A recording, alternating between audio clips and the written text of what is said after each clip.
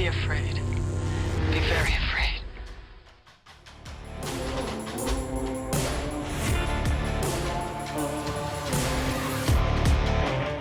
It's amazing. Days Gone. The Days Gone remaster. I haven't played it yet, but I've been watching videos. Holy cow, man. That horde assault thing is nuts. There's people who are freaking out about it. Nuts, bro. How many zombies now on screen do you think? It builds. Like, it starts with like a small horde, and then, like, I was watching this one guy 30 minutes in, and he goes like hundreds and hundreds. At least you got a flamethrower, as you mentioned earlier. Well, that definitely You don't helps get the it zombie. automatically, though. You must earn the flamethrower. You gotta Amazing. find it. It's like, You got to find it. You can't even buy it or put it together. Well, oh, there's like loot crate, so random stuff very in it. Fallout sounds Mhm. like. Yeah. That's awesome, man. I can't wait for you to start to get into it. Bro. Well, John's game features large hordes of zombies, whereas the movie that we are talking about this week on Xenomania doesn't have huge hordes of zombies, really. There's the illusion of it, but I'd imagine that's 20 people in costume.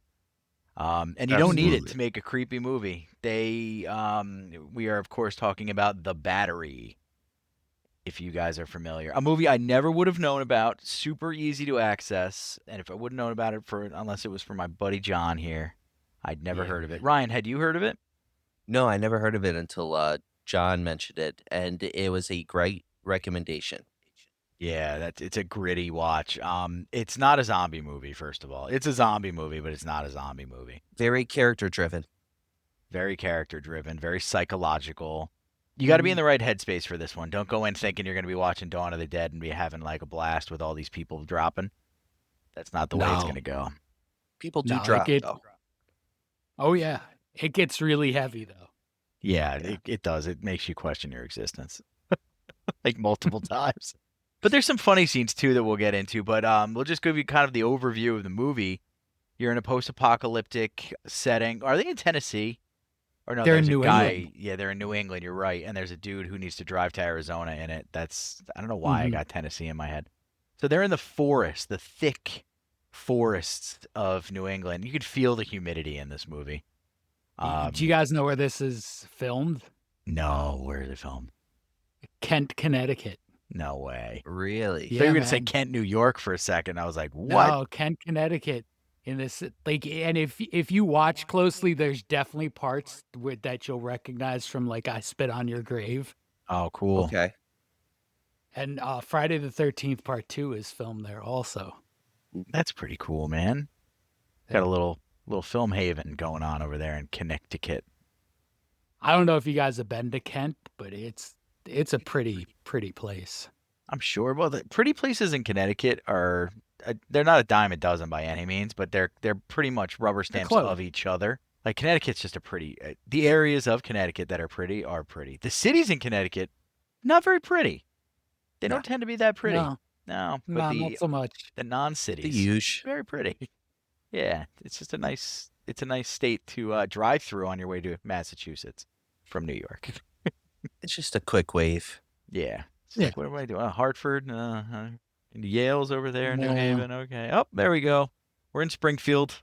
Now I go west or east, or I'm on my way to New Hampshire. So, New England is a rough place to fend off a zombie invasion, though, I would say. They do mention in the movie, so the movie features two studs. That's not true. There's two friends who are both baseball players, are the main characters. We got names, guys, because my brain's made of mashed potatoes. Ben and Mickey. Ben and Mickey. And Ben and Mickey are they're not thriving or anything, but they're doing a pretty good job of surviving. They got it down. Mhm, Yeah, but mhm. if you see the opening, like you see Mickey playing with the CD player, right? And he's listening to the music and he's like zoning out, and Ben scares him. And it initiates that Mickey is still looking towards the past, which is an interesting concept. And then as they do this montage, Ben is like doing a lot of fishing, survival scavenging, and Mickey's kind of in the background playing with his CD player and replacing batteries left and right. 8 It's an batteries, interesting I think it concept. was too. 8 batteries at a clip after people. That's a tough one. Mickey's almost in full avoidance of the zombies at the beginning of the movie, and it's apparent really quickly that he's just looking for community.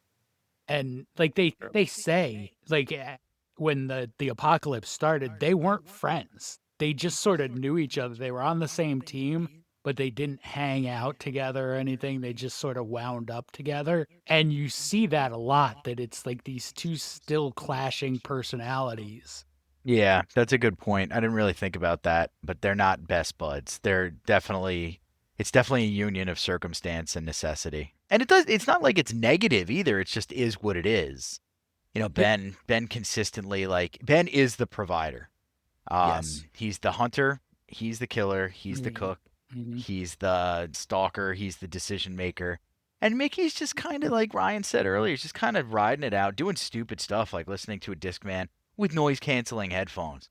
Like, leave one out, bud. Leave one out for the creepers. The whole movie, but it does what the filmmakers, I believe, intended it to do. It causes you tension because you're like, take them off, you idiot. Mhm. It's also a really relatable thing to do, in that, like, it's blocking this world out. Yeah. Because I mean, you think about things in a zombie apocalypse, like seeing zombies would be freaky. Hearing them in the distance is like probably Yeah. way more unsettling because you don't know where they are. Right. They're just out there ambling about. You don't know if they're going to stumble upon you. And they hole up in these abandoned homes. They clear them first and then they sleep in them. And you've got to know that Mhm. there's, you're never settled. You're never, I mean, you guys know what it's like to sleep in a place that's not your own home. Even that is Yeah. just, you're a little bit Yeah. tense, you know? You got one item? And even in that, that's against Ben's wishes when they do stay in a house, because not shown in the movie, but they talk about how they were stuck in a house for, I think they say 3 months Yeah. Yep, They were there 3 for a months. while. early in the apocalypse, and Ben doesn't want to get trapped like that again. And, again, back to Mickey and the stability, he wants to be trapped like that because he doesn't like the moving around. Yeah. He wants some sort of home, right? Mickey's a liability is what he is. But we'll get into that. So that's the broad strokes. You get the setting and tone, the imagery of New England, like we said. It doesn't look very comfortable, but you can tell they're making the best of it in a lot of ways. They play catch a little bit here and there. They're talking BS. They've got decent food. Never shows them foraging for it or gathering cans, and they never have a short. They have I did note this while watching it. They have like a bottomless bag of supplies that they don't really reference ever. It's just a Mhm. duffel that's filled with cans of chicken and tuna and whatever, and they always have what they need basically. There's sections of the movie we'll talk about later where there's starvation's implied, but they never appear to be in need of anything or wanting for anything. Mhm. It's more about Mickey's struggle, I think, than anything else, and Ben's struggle with Mickey. Yeah. And Jeremy Yeah. Garner Ben does a is a great lone job. wolf. Yeah, Who's that, that's Ben, but he's also the writer and director. And Thank he you. does an excellent job illustrating the tension and building the characters Mhm. because they're regular people, and that's the key thing to the whole story. And Yeah. it starts with them being stuck in the house for 3 months. Yeah. Well, one of the things I like about Mickey is that it would be like what it would be like with a stupid, horny teenage son during an emergency event that you have to deal with. Mickey makes some choices we're going to talk about as we go on. One of the things that occurs, the movie is a slow roll, slow burn, builds tension, keeps tension at a certain pace, peaks it a couple times, but really nothing crazy. You're watching it and it sort of absorbs you, is the best way I can put it. And you're forced into their mind space, which is a great job by the guy whose name Ryan knows. So Jeremy Gardner. Jeremy Jeremy Gardner, Gardner. yeah, Ben, the guy who plays Ben too. The movie itself does a great job with that. Once you see things turning and Ben losing control over Mickey a little bit too, is when they pick up these two-way radios. Yeah. And they start talking on the radios and they pick up somebody else on the channel. We get a little We get a little Walking Dead Negan group kind of vibe out of it.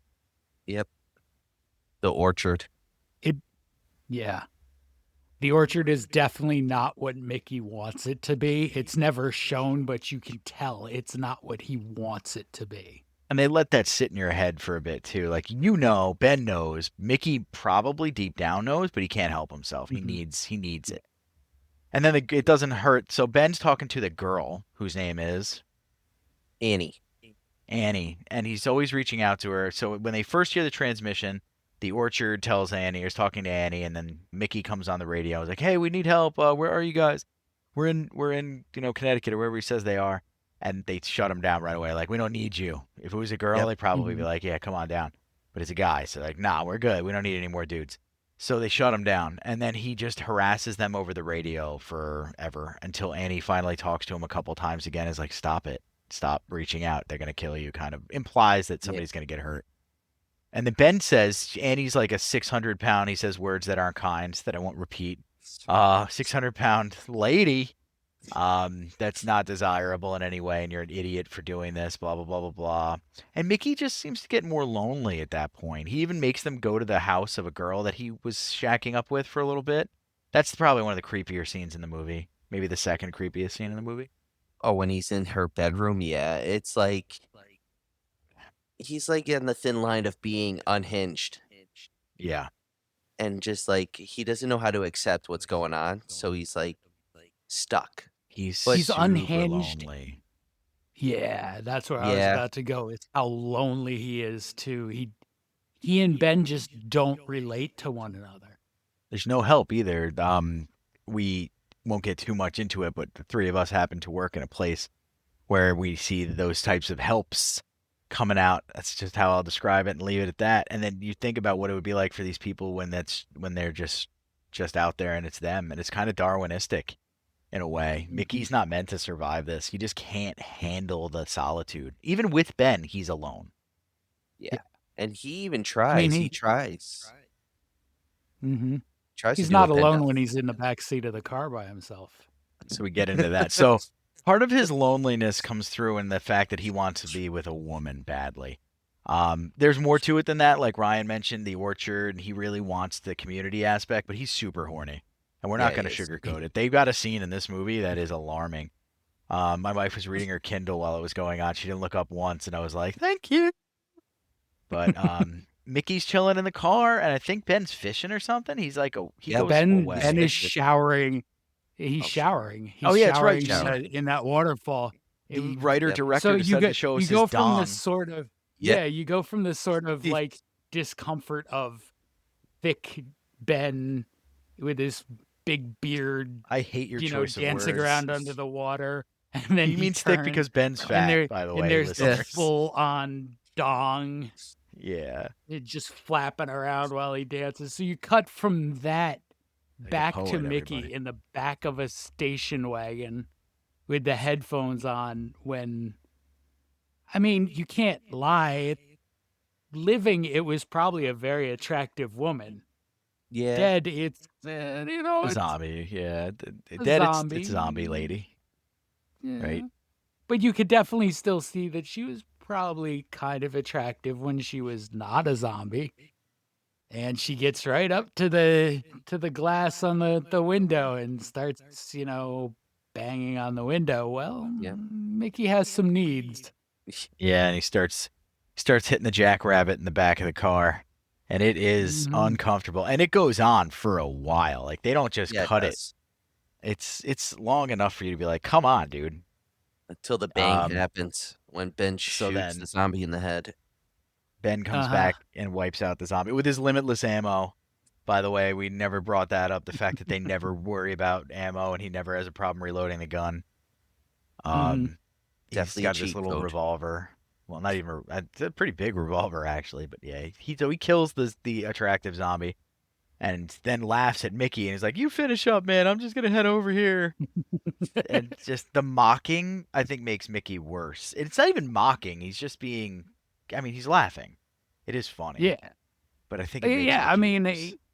if one of you guys and me were the last two guys that we knew and I caught one of you doing that, I'd find it pretty hysterical too. There's not much else going on comedy-wise.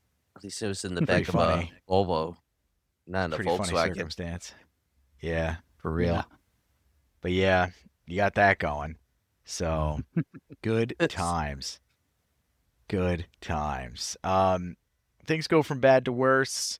They end up just by chance running across this guy in a car that's run out of fuel, seemingly, and he's got the car in the middle of the road, and the guy puts a knife to Mickey's neck because Mickey's super good at putting himself in dangerous situations. Oh, wait, we skipped.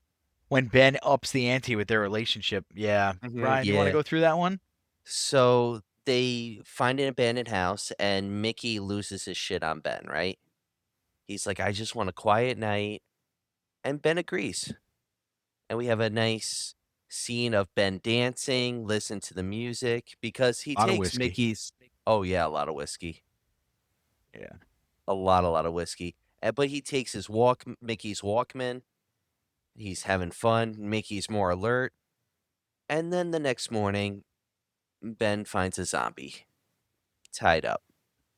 And he leads the zombie to Mickey's room and locks the zombie in there with Mickey so Mickey can kill it. And I understand the scene, but it's horrible at the same time. I did feel bad for Mickey. Oh, absolutely. Like that's one of those scenes that sort of says to Mickey, Ben is a way bigger danger than the zombies. Oh, yeah. Oh, yeah. And I mean, Ben's just trying Like- to make his boy, like, turn his boy into a man kind of thing, because Mickey Yeah. refuses to do any of the killing, defending himself. It's- He's like a child. It's a horrible way. Mhm. I agree. I get where Ben was coming from. Like, if you're going to live through this. It was probably the only way was going to get him to do it. And then Mickey got real mad. So things were a little tense after that for a while. Yep. Then They start we fishing get- with him, having Yeah. fun. they get it. They Mhm. get over it. They get through it. Throwing we get- apples at each other and Yep. which is Mickey was the pitcher, so catcher's got a good Mhm. cannon too, though. Catchers usually Yeah. have a great arm. Yep. So Adam Kronheim, who played Mickey, was actually an amateur baseball player. Oh, okay. Oh, okay. So you get a little like because that's one of those things. If you watch enough baseball movies, it's hard to fake somebody knowing how to play baseball. Yeah. And Yeah. that sort of adds to it in those moments where they're playing catch. Like it adds to the believability that these two guys were baseball players. All he had to do was throw that one good curveball too in the beginning, and you were like, "Yeah, okay, Mhm. that was a curveball, all right." Let's see It's your cool. It does changeup. add to the believability. Yeah, the And change up. while we're on baseball, I think like if you don't know baseball really well, you miss where the title of this movie comes from. They're the pitcher and catcher. In baseball terms, that's the battery. Ah, okay. I never Uh-huh. even knew See- that. That's pretty cool. And without knowing that, it's just why is this called the battery? Well, I thought Yeah, it was you think because it's Changes layered. batteries all the time. Yeah, I think that's it's what I layered. thought. Or even Yeah. like you go into like, well, like what's like Mickey's losing his charge kind of thing. He's like, Mhm. yeah, but Okay. that's a reach too. But even then, I don't even know if we got the director on this and we're talking to him. Be like, I was really hoping somebody would get that deep. That's a Mhm. reach, or that's a literature Well, thing. yeah, I mean, there's so many like I found so many of these things in there. So they played for a Pittsfield, Massachusetts minor league team. Yeah. Okay. So Pittsfield is significant to baseball history in that it's the first recorded reference to the sport being played. Oh, neat. Okay. Yeah, That's so there was a law banning it within 80 yards of town hall, and that's the first recorded baseball thing. That's cool though. That's interesting. Yeah. Pittsfield. I Mass. mean, I watched the making of, and it doesn't come up that was intentional, but it feels like it has to have been intentional. Yeah. I mean, it might have been. Makes sense. I mean, if you're from this area, there's no shortage of minor league baseball teams. True. So Hudson to Valley choose the one Renegade. that has that significance. Yep. I mean, in New England, there's bunches of them. I wonder how many. I'm sure I could figure it out. He might be the only one who's willing to at Yeah. this point. But New England's baseball is part of New England's DNA. Baseball, Absolutely. I mean, yeah. Football. Yeah, baseball, though, I think would predate it, wouldn't it? Oh, true. You think? Oh, Boston. absolutely. Red And Sox. there's like a It's hey, cricket on the steroids. the Northeast New England like sort of has held on to that baseball love where other parts of the country lost it. But yeah, I would agree with you. Because you have the storied franchises, you have the Red Sox and the Yankees, and like those are big parts of the history of those cities. True. Yeah. Even like getting into like White Sox and things like that too. There were the Black Mhm. Sox at one Mhm. point. There's all of the Dodgers and everybody all started in New England. Then then they had to plop them in other places as populations grew. Yeah. So Mhm. yeah, buddy, baseball is big. So all right, the battery's a cool idea because that is the unit on a baseball team. That's the most important part. And then we see the unit break down. And that's when they finally meet Annie, who's not a 600-pound evil giant. She's an attractive-ish young lady. If only Mickey kept With quiet. with a bit of an evil streak. Oh yeah, she's definitely evil. Well, not evil. She's got to do what she's got to do. She's got no She's gotta- problem getting it done. She can be polite while she's doing it. She had an attitude. She was I nice feel- until Mickey asked that question. True. I feel like even in that though, like her response is so over the top. It was a death sentence. Yeah. I mean, Yeah. they also what she does is Mickey finally recognizes her voice. This guy they run upon is fleeing from the orchard. He stole one of their cars. He puts a knife to Mickey's neck, and Ben bamboozles him into thinking that he can take their car and flee to Arizona. He doesn't. The man ends up screwed. Ben reclaims his gun, and the man runs through a field, and Ben chooses to kill him instead of letting him just run away, which is another interesting note. Mhm. And then soon thereafter, like conveniently soon thereafter, in the same scene, another vehicle's rolling up, and it's Annie and some goon, and they start chit-chatting. They say, "Oh, this is our car. What happened to the guy? Oh, I shot him. He's out in the field. And He was wasn't a good turned." guy." Yeah, he does lie and say he was turned. And everybody seems okay with it, and then Mickey's got to ruin everything because he asks Annie, You're "Hey, are Annie." you Annie?" Yeah, He recognizes the voice. and she immediately shoots Ben in the leg. Yep. hmm No care about the And femoral artery. It's weird too because at that point you've gone, a good 20, 30 minutes of the movie without Mickey bringing up the orchard or Annie. He seems to have moved on from that concept. And then she shows up and it's all right back there and he can't keep his mouth shut. Yeah. He's got no control. It's just he reverts quickly. Everything Yeah. was forgotten. It's scary. He's like I said, he's like a child. Yeah. Once the Annie leaves them, Ben, bullet and leg, and they go to bed. Right? They get in the And- car. The keys No, are Oh, found. first- they throw the Ab- keys. Yeah. He throws the keys into the field Yeah. and like, they show the rest of the day and Mickey's searching the field for keys that he's never gonna find. That is Nope. brutal. They tried it. Yeah. Then they go to bed, and when they wake up, there's a horde walking up on them, and they have to hole up in the car, and that's exactly what they do for. It doesn't say how many days, but you assume it's around 10 to 15 days they're in that car. They're drinking It's the a good water number of days. Yeah. from the tuna cans and the corn cans. And I'm sorry, Yeah. I was gagging at that scene because I was like, Jesus. I mean, you got to survive, but oh, come on. Oh, the You want humidity. you want another gag on that scene? What's that? The piss jug? Yeah. Oh, that was yeah. That's wasn't it? Real piss. No way. Yeah. Why would he do that? That's real acting. That's method acting. That's Robert De it's- Niro You don't level. need to go that hard. You don't need to go that hard. No, I'm And not. apparently the biggest issue in filming that scene was Mickey's feet stunk. I bet they did. You could feel how humid that car was. hmm So I think they mentioned the feet stinking. That was real. I think they do. Yeah. They mentioned the feet stinking. Mickey ends up finally. They decide Mickey's got to go back and run. He's got to get out of the car and run. There's this really wacky sunroof in the vehicle, so they use a hand crank to open it up, which is kind of cool. Mhm.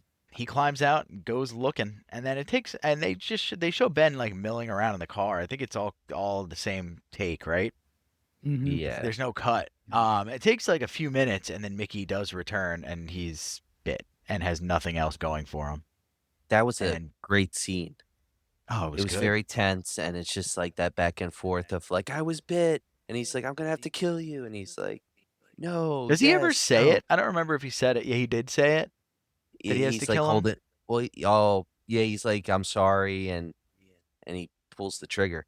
Yeah, I don't know if he straight out says I have to kill you so much as it's like one of those things where it's what I have to do.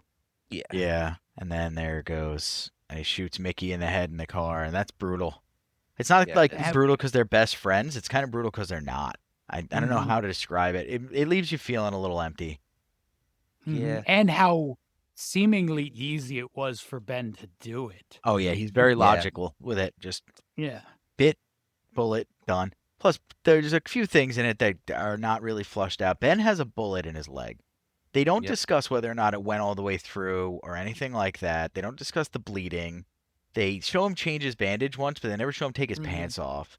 This is still you can still get infections. These are not like you don't just get shot. So they kind of do the same thing they do with the endless bag and the endless ammunition. They just ignore that. Like, oh, this Yeah. is just a Yeah. thing that got us stuck in the car. We're not going to talk about gangrene or anything. No.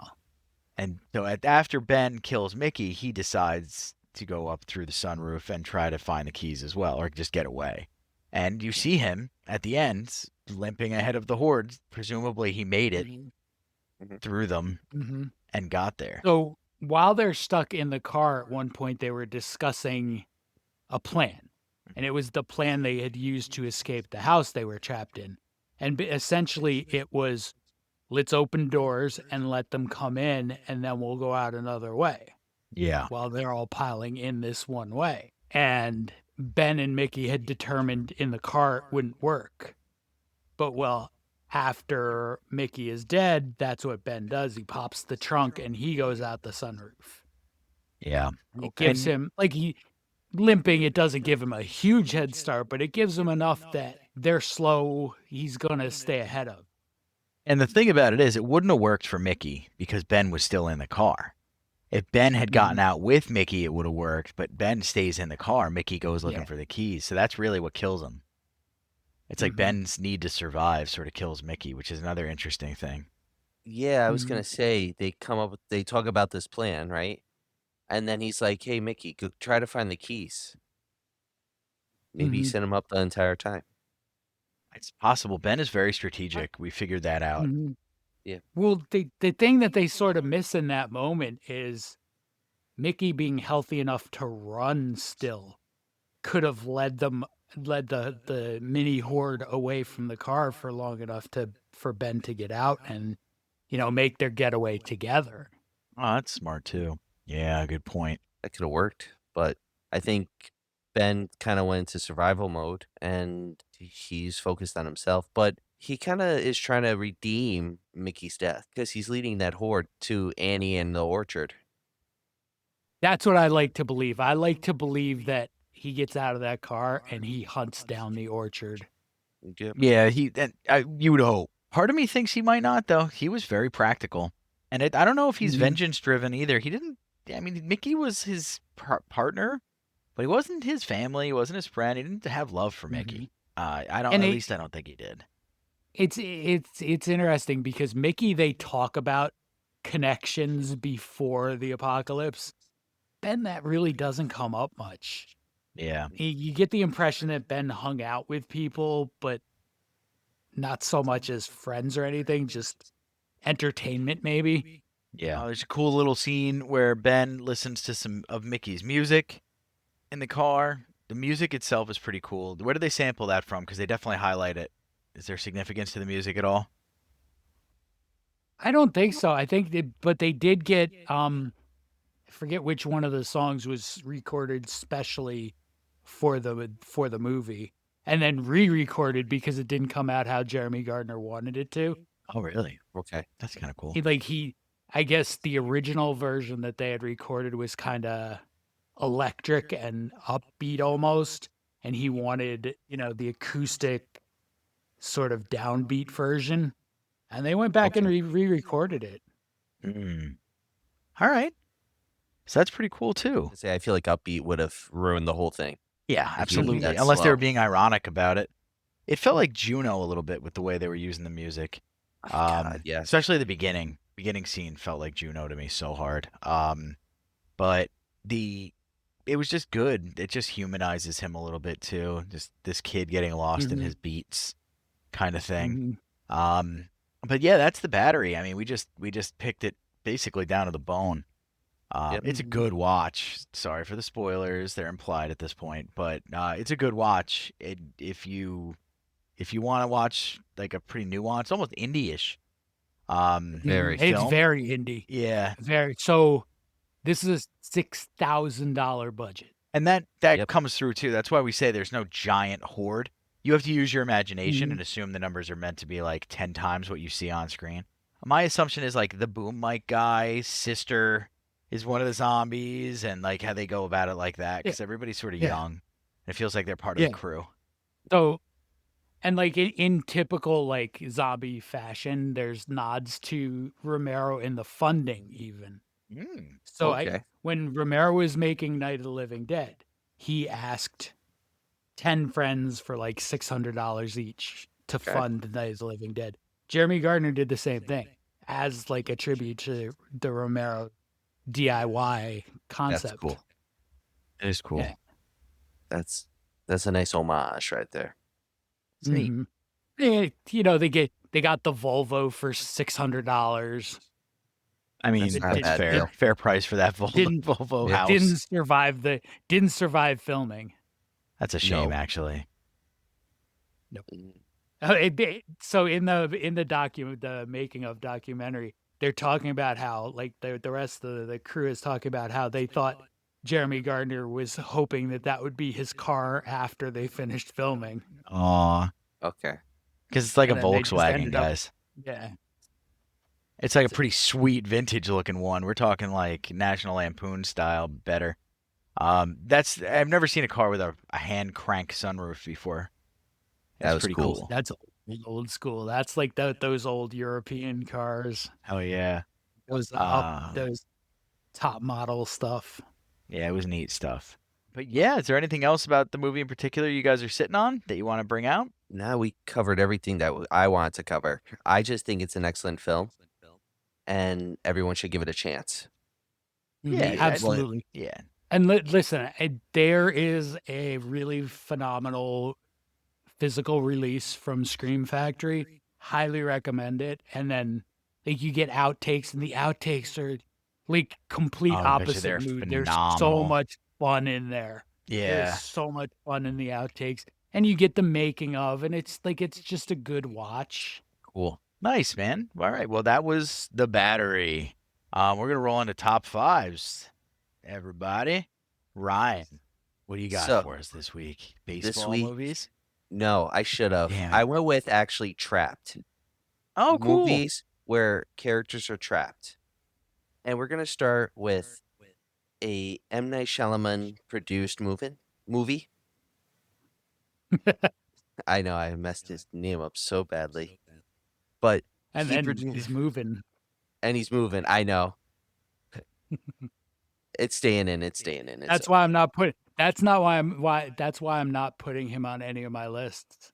I don't 'Cause- want to have to say his name. His name. Well, Shyamalan Ding Dong. The first movie is Devil. Oh, they are trapped. Yep. My mama said when the jelly side of the bread drops down, it means he's near. I turn the movie off as soon as that happened. Like the worst M. Night ever. Bokeem Woodbine's in it, and I do like Bokeem Woodbine. That's the guy who says the line, I think. Pretty sure he's the dude who says the line. He's like, yeah, when the bad luck comes, it means he's nearby. I'm just like, Yeah. yeah, this is so stupid. All right, But- but it is, in Ryan's defense, it is a movie that involves people trapped in an elevator And with that's- presumably the devil. Yep, and the death scenes are pretty cool. They're decent, especially in that trapped area. It gets tense, and it's like very claustrophobic. And you feel it, and it's like, It, I don't want this. it's got moments. It's got some good moments.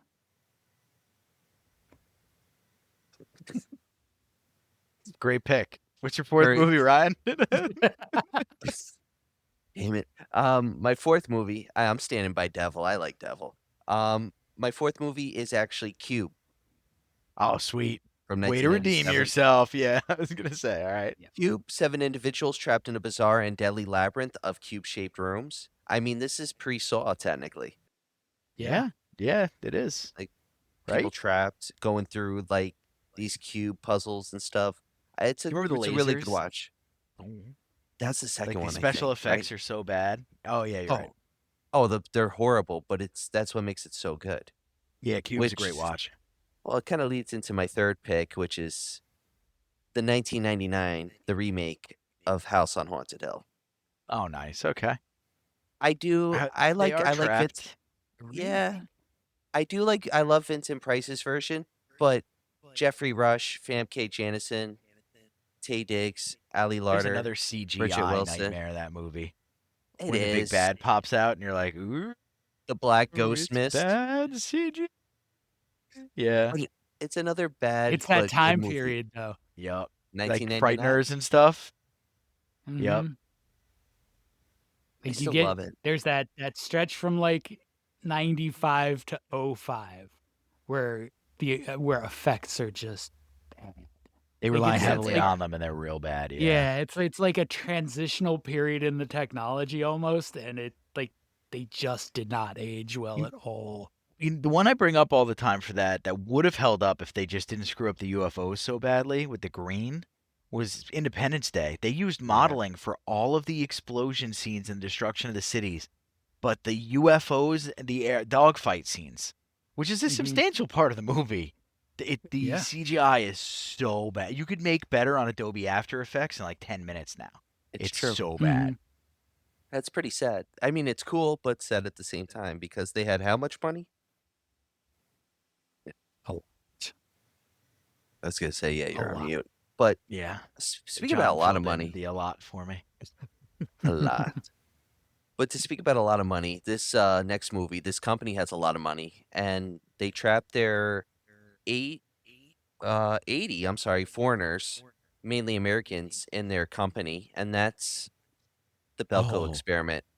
I remember this. This was an That's- interesting watch when I stumbled upon this movie. Great movie. John C. McGinley, Michael Rooker. I mean, they're in supporting roles, but they shine as always. And it's just terror. Imagine if it's they terror. did It's the that. crowd terror, man. That's the scariest. I mean, I don't know if Mist is going to be your number one. I hope it is, but it reminds Ooh. me of the Mist, because of the way that the outside threat is threatening, but the inside threat seems more threatening. You can't trust a single person in that office after the No. first 10 minutes of the movie. No. And I don't want to spoil anything, but I'm thinking of a lot of scenes, especially the ending. And the ending, that fucked me up. Mhm. Like The Mist. Yeah, like the Mist did. But So there was another movie that came out right about the same time with a similar premise called Mayhem yep, with Ma- Stephen yeah. Yeun. Oh, Yep. the Yoonster. Yeah. was that Now- good? I didn't see that one. That was very good also.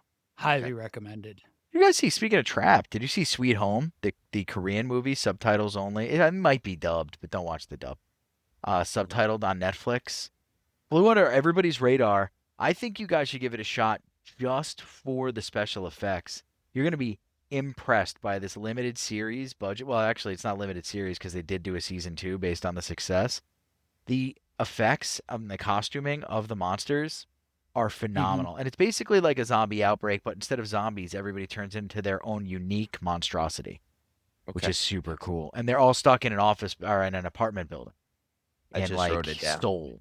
Yeah, it's called Sweet Home. I think you guys will dig it. Listeners, down give it a for it. shot too. It's a kind of a breakout one for the creator, and it breaks out. They don't, but it does. This is a kind of good lead in because we're speaking about different types of monsters and stuff. My last movie is not The Mist. It's actually Cabin in the Woods. It's a good one too. because they're technically trapped across the bridge. They're trapped in that little island. Ooh, you You didn't know, you didn't make a believer out of the big guy in the middle there. He's just giving you because the they go whole head underground. wobble. I Yeah, and they mean, release this. all the creepy crawlies. I'll admit, I No, know I what you did love last summer is a long stretch for 4th of July. I'll finally admit it if we can accept Cabin in the Woods as number one. All right. I find that I think that one is a better choice, but I'm gonna keep my mouth shut. I like all your choices, man. I like your list. like They're very Ryan. so like the last 20-25 minutes of Cabin in the Woods I really like. Okay. It's the Worse. hour plus before it I don't so much. Too much Is it the- Hemsworth. I don't like Too much it's Thor. just Yeah, too much. I Too don't know much what it trapped. was. But I've watched it a bunch of times and it just doesn't connect with me. It doesn't connect as a horror movie. It connects as a campy action film to me. And then when Yeah. they go eldritch with it, or cosmic with it, I should say, for like the great old ones, and it's a and that's cool. I dig that. But I want to see the second. When that I want. presumably, I want to watch the Earth get burned for what happened. I want to see a prequel. That'd be cool too. Anything. I want more story. Give me more. I mean, Like you, that. they Shit's allude. cool. They allude to so much. They allude to with Evil Dead. There's a lot of homages. Evil Dead, Hellraiser, Merman. Merman. Don't forget a merman. I like that part too, where they have to like figure out what's gonna happen with them. But Cabin Fever would be a good trapped one too. Then he gets honey trapped into like life-ending VD. That would have been good. Sean from Boy Meets World makes a bad choice with a good-looking lady. When you do not want to be touching skin, he touches some skin. Yeah. Yeah, he does. I bet you 8 out of 10 guys, 4 out of 5 dudes are falling into that trap, but not me. I don't care how much Listerine's laying around. I'm not doing it. That's the most memorable part of the movie. I don't remember anything else about the movie except for him pouring Listerine on his junk. But they are trapped in Cabin Fever, right? Yes, they Mhm. are. I guess They- a lot of people. They do that. they isolate themselves mostly in the entire film as their skin's peeling off. I'm just thinking of the bathtub scene. Yeah, that's so hard to watch. All right, John's top 5. That was a good one, Ryan. That was a good one. I don't want to think about that anymore. Thank John's you. top 5. So I went close to what you wanted. I went 5 sports movies. Okay, that is Ooh, close. Okay. 5 sports horror. Running And Man. like I Major League. went very B, Mm, very unknown-ish. Okay. Okay. I mean, I guess you'd So- have to. I can't think of a single sports-based horror movie that's true horror. Mhm. Maybe The Running Man Yeah. might be one. Maybe. I Stretch. stretched sport a little bit. You'll Yeah. see. Like the Okay. Long 'Cause Walk there are movie is definitely- going to be sports. There are definitely things on here that I don't necessarily consider a sport, Okay. but my number 5, Fatal Games. Okay. Never heard of it. Athletes at an elite sports training academy are being killed by javelins. Wheat? I'm curious. The surviving athletes must team up to track down the killer. The good alpha to have right there. The most elite, dangerous athletes, the javelin thrower. Yeah, man. It's great. It's like you get a little PED subplot, a little romance. Yeah. Okay. A lot of dead athletes. I mean, By Javelin. I love it. I love it. So my number 4, Gutter Balls. Is this like Kingpin, but better? Rowan Rowan it's like Munson. Kingpin with a psycho killer and So it's like some Kingpin. soft core level P-word? adult scenes. Yeah, that'll work. Okay. I mean, those are my 2 favorite things: bowling and softcore level P-words. Oh, that's So gutter let's- balls. Let's go. Let's go, gutter balls. Gutter Balls. Midnight bowling alley goes straight into the gutter when a deranged killer starts to off people in the most gory ways. No one will be spared if they can't stop this maniac. You know what's gonna be great about this movie too? Because if it's so raunchy, the fact that they were like, we need in this movie that takes place exclusively in a bowling alley, You know what we need, Alice? Lots of sex. Because people totally bone in bowling alleys everywhere. I think the least arousing place might be a bowling alley. I was gonna say there are very, very few places in the world that are less sexually exciting than a bowling alley. You can There's smell nothing a bowling exciting. alley right now, and like the memory of all the bowling alleys I've ever been in, I smell it. It's the same smell as Yeah. the car's ashtray. Yep. and I'm sorry, you're not gonna get me going while I'm wearing somebody else's shoes. Yeah, fair. Fair. It's true. Were these the last guy's shoes? Do you know everybody in these shoes? Yeah. Are you just attracted to the shoes? She only goes for the 11.5s.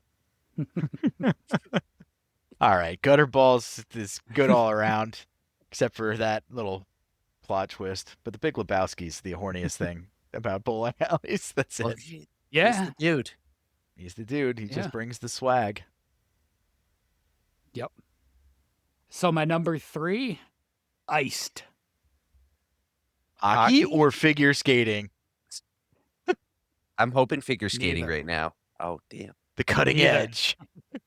Neither. So, years after their friend dies in a skiing fall while trying to impress a woman, a group of young adults are invited to the opening of a ski resort. Things go downhill as an old nemesis returns. Ooh, Okay. I'm digging it. Ice skating Sick. downhill, you say? Super low budget, recently lovingly released and restored by Vinegar Syndrome. Okay. It definitely, like, they do with everything. They make these movies that nobody's ever seen, that nobody really would care a whole lot about. They make them so beautiful, and they're so much fun to watch. Cool. That's Vinegar Syndrome. That's what they do. Yeah. We're going to have to start a policy where you explain that I'm the idiot. Your job is to explain these things to the idiot. So everybody who's idiot or not picks it up too. So Vinegar Syndrome. And I that's what they mean, do. listen, if you want to visit one of Connecticut's not so pretty cities, Bridgeport, Vinegar that's the Syndrome not so has- prettiest. That's the not so Vinegar east. Syndrome has a physical store. And it's Cool. awesome. In Bridgeport? What the hell are they thinking? Yeah. And It's like awesome. in Oh, you guys burned went, out didn't you? Bridgeport. Yeah, I was going to say there's two I go on a Bridgeports. One's worse than the semi-regular other. basis. That's wild. this The is- drive out there is This is wild too. this is like the dystopian part of Bridgeport where this is the only thing that's open. It's There's true. no rent. You just have to get there alive. Yeah. That's like it. Every day. It's to go like to the work. Warriors. I Yeah. mean, so guys, there's a lot of like defunct factories and warehouse space style stuff in New England cities, particularly in ones like Bridgeport, Connecticut, where just certain things like tactile mills and stuff that just aren't in these areas anymore because they can't dump all their shit into the rivers. The EPA put a stop to that. We'll see that come back soon. But I digress.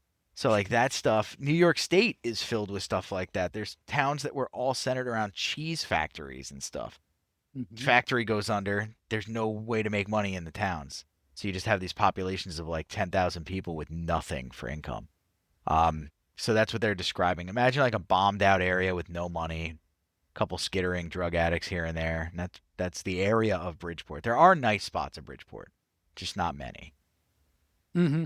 Well, it's like a lot of the towns along the Hudson River. The closer you are to the river, or in Bridgeport's case, to the sound that you are, the more work they've done to make it nicer. Yeah, the waterfront areas are really, really sweet. There's still, I remember thinking to myself, I don't want to dox us, but the towns, some of the towns that we live near, where there is cheap real estate by the river still, I'm wondering how the hell anybody with money hasn't already scooped it up and started restoring it, because it's going to be multiple millions of dollars Not to yet. be on the Hudson. Yeah. Yeah. Not okay, yet. Anyway. There will be. Anywho. What's that? What are we on? Number 20? What is that? 3? That was 3. Number 2 is Blades. Of Glory? Yeah, I knew it was coming. Nope. Is it not 2 Wesley Snipes? Wesley Snipes. Not Nope. 1, but 2. Oh, okay. Nope. It's Passenger in Blades- 114. Who got the you're gonna joke? Love this one. You're gonna love this one. Okay. Telling you. A runaway killer lawnmower plagues a golf course as it prepares to host a televised event. Is Bill Murray in Three it?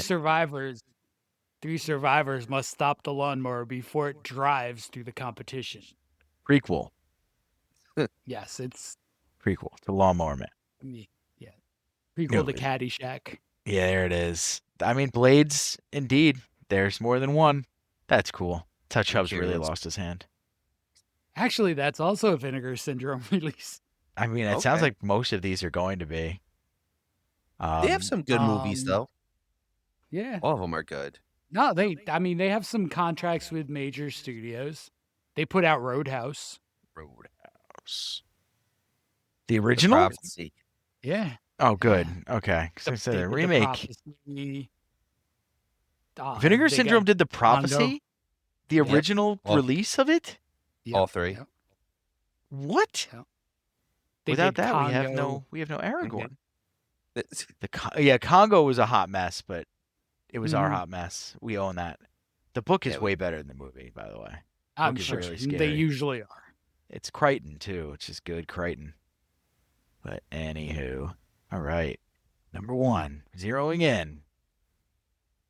Number 1, Sorority Babes in the Slime Ball Bowlerama.